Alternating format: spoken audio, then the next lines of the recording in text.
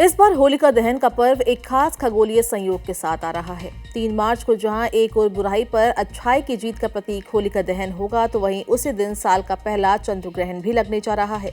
ज्योतिषीय मान्यताओं के अनुसार ये संयोग बेहद महत्वपूर्ण माना जाता है, क्योंकि ग्रहण काल में शुभ कार्यों और पूजा पाठ पर रोक लग जाती है और सूतक काल के नियम लागू हो जाते हैं। वैदिक पंचांग के मुताबिक होलिका दहन 3 मार्च की शाम किया जाएगा। इस दिन शुभ मुहूर्त शाम 6:48 से रात 8:50 तक है। इस समय के बीच किसी भी वक्त विधि विधान से होलिका दहन किया जा सकता है। इसके साथ ही कई विशेषज्ञ ऐसा कह रहे हैं कि 2 मार्च को भी होलिका दहन किया जा सकता है। श्रद्धालु इस दौरान अग्नि प्रज्वलित कर परिवार के सुख समृद्धि और नकारात्मक शक्तियों से मुक्ति की कामना करते हैं। अब बात चंद्र ग्रहण के समय की करते हैं। ज्योतिषीय गणना के अनुसार ग्रहण की शुरुआत दोपहर 3:20 पर होगी और इसका समापन शाम 6:47 पर होगा। ग्रहण लगने से ठीक 9 घंटे पहले सूतक काल शुरू हो जाता है। जैसे ही ग्रहण समाप्त होगा, सूतक भी खत्म माना जाएगा। सबसे बड़ा सवाल ये है कि क्या चंद्र ग्रहण भारत में दिखाई देगा या नहीं।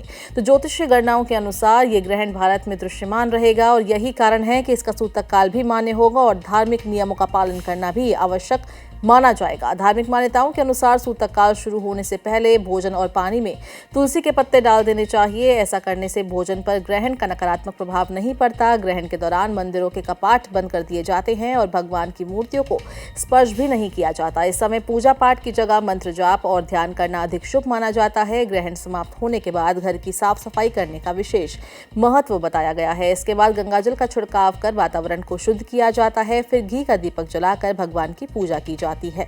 जरूरतमंदों को अन्न, वस्त्र या धन का दान करना भी अत्यंत पुण्यदायी माना गया है। ज्योतिष शास्त्र में ग्रहण काल को संवेदनशील समय माना गया है।